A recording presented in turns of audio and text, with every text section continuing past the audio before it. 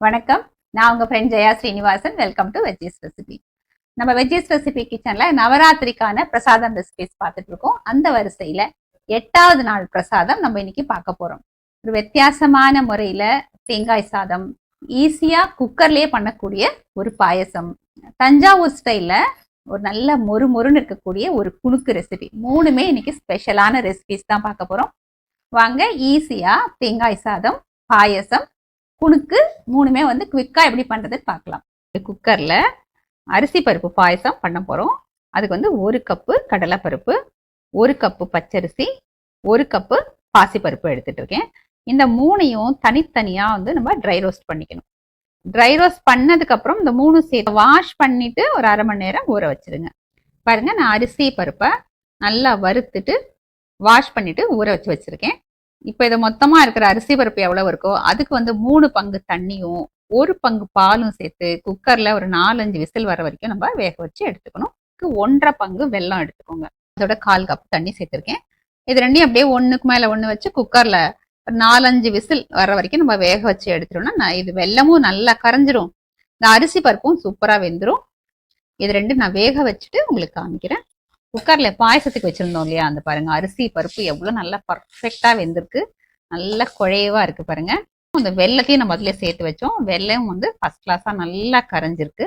வாங்க இப்ப பாயசம் ரெடி பண்ணிடலாம்.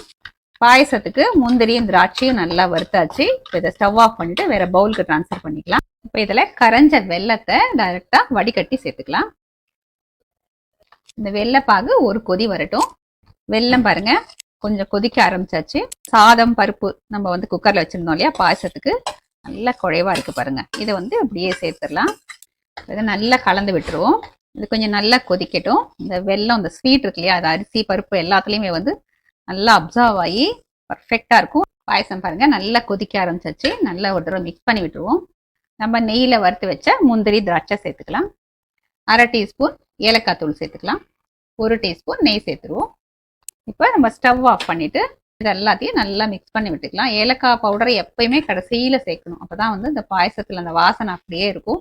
பாருங்க கன்சிஸ்டன்சி எவ்வளோ பக்காவா இருக்கு.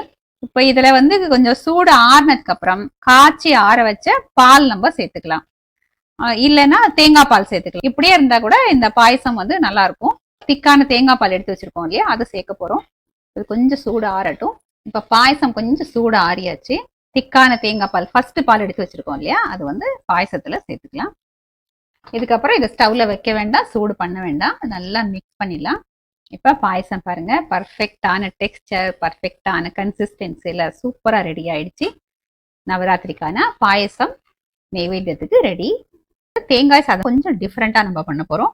1 கப்பு பச்சரிசி எடுத்துட்டு இருக்கேன். இது வந்து ஒரு தேங்காயை நான் உடைச்சு வச்சிருக்கேன். ஒரு மூடியை வந்து நம்ம துருவி தேங்காய் துருவலை அப்படியே வச்சுக்கணும்.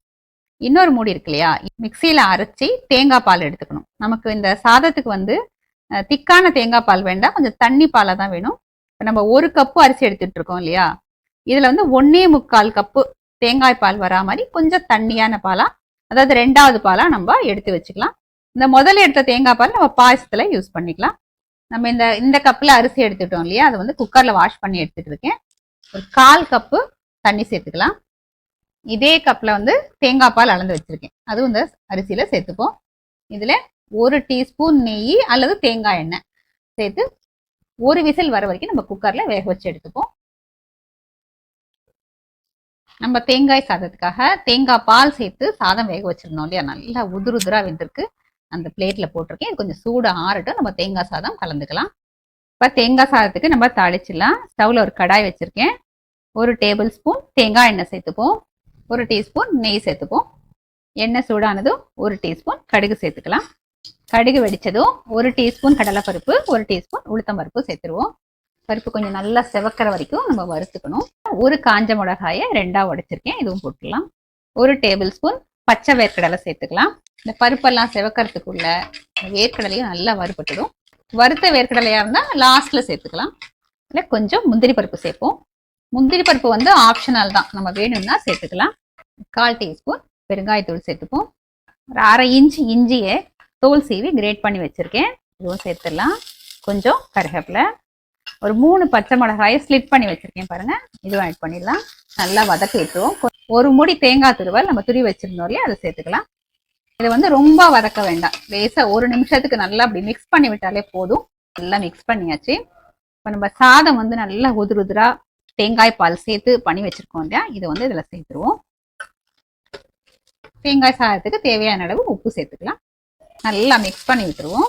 1/2 டீஸ்பூன் சர்க்கரை கொஞ்சம் லேசா தூவி விட்டு மிக்ஸ் பண்ணிட்டோம் அப்படின்னா இந்த டேஸ்ட் வந்து நல்லா பேலன்ஸ் ஆகி தேங்காய் சாதம் அவ்வளோ சூப்பரா இருக்கும். பொடியா கொத்தமல்லி கட் பண்ணி வச்சிருக்கேன். இதை வந்து தூவி விட்டுக்கலாம். நல்லா ஒரு மிக்ஸ் பண்ணிடலாம். நவராத்திரி பிரசாதம் தேங்காய் சாதம் ரெடி ஆயிடுச்சு. நம்ம தஞ்சாவூர் ஸ்பெஷல் குணுக்கு பண்ண போறோம். அதுக்கு 1 கப்பு துவரம்பருப்பு, 1/2 கப்பு கடலைப்பருப்பு, 1/2 கப்பு பச்சரிசி, 1/4 கப்பு உளுத்தம்பருப்பு, 1/4 கப்பு பாசிப்பருப்பு எடுத்துக்கணும். தேவையான அளவு காஞ்ச மிளகா, துவரம்பருப்பையும் கடலைப்பருப்பு, உளுத்தம்பருப்பு, பாசிப்பருப்பு இந்த 4ஐயும் வந்து வாஷ் பண்ணிட்டு ஒரு 1/2 மணி நேரம் ஊற வைக்கணும். அரிசியை தனியா வாஷ் பண்ணி இதையும் ஒரு 1/2 மணி நேரம் ஊற வைக்கணும். மிளகாயை வந்து இந்த காம்பு நீக்காம இந்த பருப்போடையோ இல்லை அரிசியோடையோ சேர்த்து நம்ம ஊற வச்சுக்கணும். பருப்பு எல்லாத்தையும் நான் நல்லா வாஷ் பண்ணி ஊற வச்சுட்டேன். நல்லா ஊறிருக்கு. அரிசியில இருக்கிற இந்த தண்ணியும் பருப்புல இருக்கிற தண்ணியும் வந்து ஃபுல்லா வந்து நல்லா வடிய விட்டுடணும். ஃபர்ஸ்ட் மிக்சி ஜார்ல அரிசியை போட்டு கொஞ்சம் கொரப்பா அரைச்சதுக்கு அப்புறம் இந்த பருப்பையும் இந்த மிளகாயும் போட்டு அரைக்கணும். இதுவும் வந்து நல்லா அந்த கோதுமை ரவா பதம் இருக்கும் இல்லையா, அந்த கொரப்பா அப்படி அரைக்கணும்.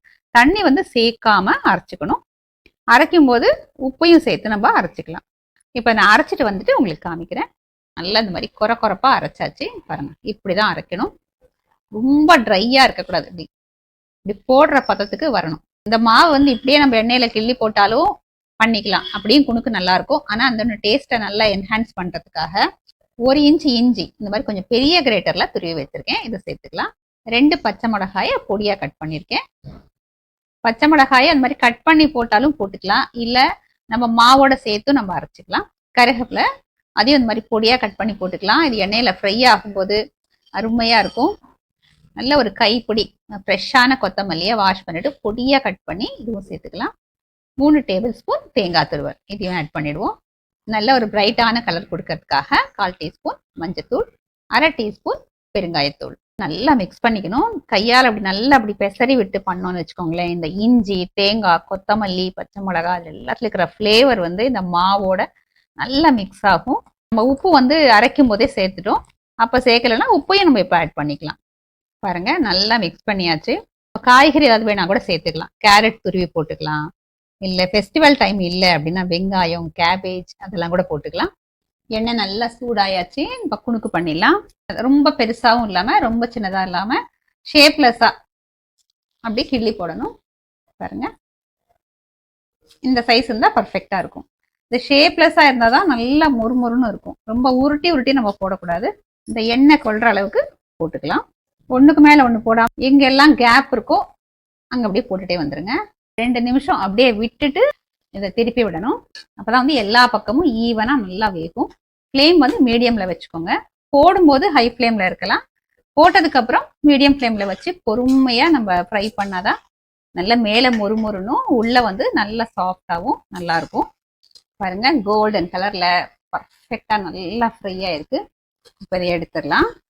நல்லா வந்து எண்ணெயை வடிய விட்டு எடுத்துக்கலாம். இப்போ பாருங்க எவ்வளோ சூப்பராக இருக்குன்னு சவுண்டு பாருங்க. நல்லா மொறுமொறுன்னு அருமையாக இருக்கும். திரும்ப ஸ்டவ்வை கொஞ்சம் ஹையில் வச்சுட்டு எண்ணெய் சூடானதுக்கப்புறம் அதே மாதிரி எல்லா மாவையும் நம்ம இப்படி கிள்ளி போட்டுக்கலாம். இன்னைக்கு நம்ம வீட்டு நவராத்திரி பிரசாதம் ரெசிபிஸ் அரிசி பருப்பு பாயசம், தேங்காய் சாதம், குணுக்கு சுவாமிக்கு நைவேத்தியம் பண்ணியாச்சு. வாங்க வெத்தலை பாக்கு வாங்கிக்கலாம், பிரசாதம் எடுத்துக்கலாம். ஃபர்ஸ்ட் நம்ம பாயசம் எடுத்துக்கலாம். நல்லா பாருங்க கிரீமி டெக்ஸ்டர்ல பர்ஃபெக்டான பாயசம். பாயசம் அப்படியே தேவாமிர்தமா இருக்குங்க. இந்த கன்சிஸ்டன்சி, அந்த டெக்ஸ்டர், இந்த டேஸ்ட் எல்லாமே பர்ஃபெக்டா இருக்கு. நம்ம டைரக்டா பாத்திரம் வச்சு பண்ணா கூட இந்த மாதிரி ஒரு டெக்ஸ்டர் வராது. குக்கர்லயே பாருங்க அவ்வளோ பர்ஃபெக்டா அப்படிங்கிறதுக்குள்ள பண்ணி முடிச்சிட்டோம். அடுத்தது நம்ம தேங்காய் சாதம் எடுத்துக்கலாம். இதுவும் நம்ம இன்னைக்கு ரொம்ப டிஃப்ரெண்டா பண்ணியிருக்கோம். அது தேங்காய் பாலில் சாதத்தை வேக வச்சு தேங்காய் வறுத்து போட்டு ரொம்ப வித்தியாசமா பண்ணியிருக்கோம். அருமையா இருக்குங்க, பிரமாதமா இருக்கு. தேங்காய் பால்லையே சாதம் வெந்ததுனால ஒரு டிஃப்ரெண்டான ஒரு டேஸ்ட்டும் ஒரு ஃப்ளேவரும் கொடுத்துருக்கு. அதுக்கப்புறம் நம்ம போட்டுக்கிற அந்த முந்திரி பருப்பாகட்டும், தாளிக்கிறதுக்கு போட்ட பருப்பு, வேர்க்கடலை, அது எல்லாமே சேர்ந்து நல்ல மொறு மொறுன்னு சாப்பிடும்போது ஒரு நல்ல ஒரு ஃபீல் கொடுக்குது. நல்லா மைல்டான ஒரு டேஸ்ட்ல, நல்ல ஒரு தேங்காய் பால், தேங்காய் ஃப்ளேவர்ல தேங்காய் சாதம் பர்ஃபெக்டா இருக்கு. அடுத்தது நம்ம குணுக்கு எடுத்துக்கலாம். குணுக்கு பண்ணதுலேருந்தே வந்து டெம்ப் பண்ணிட்டே இருந்தது. இது வந்து தஞ்சாவூர் ஸ்டைல் நம்ம பண்ணியிருக்கோம். மேலே வந்து நல்லா மொறுமொறுன்னு இருக்கும், உள்ள வந்து நல்லா சாஃப்டா இருக்கும், சாப்பிட ரொம்ப டேஸ்டா இருக்கும். ஃபர்ஸ்ட் கிளாஸா இருக்குங்க. சும்மா சாப்பிட்றதுக்கும் நல்லா இருக்கும். சாம்பார் சாதம், ரசம் சாதம், அந்த மாதிரி கலவை சாதம் அதுக்கெல்லாம் தொட்டு சாப்பிடவும் சூப்பரா இருக்கும். ஒரு டீ காஃபியோட சாப்பிட்டீங்கன்னா ரொம்பவே அட்டகாசமா இருக்கும். இன்னைக்கு வித்தியாசமா பண்ணியிருக்க இந்த 3 ரெசிபியுமே ரொம்ப அருமையா அமைஞ்சிருக்கு. இதே மாதிரி இதே மெத்தட்ல இந்த 3 ரெசிபியுமே நீங்க ட்ரை பண்ணி பாருங்க. ஃபர்ஸ்ட் கிளாஸா வரும். எப்படி வந்ததுன்னு கமெண்ட்ல சொல்லுங்க. லைக் பண்ணுங்க, உங்க ஃப்ரெண்ட்ஸ் அண்ட் ஃபேமிலியோட ஷேர் பண்ணுங்க.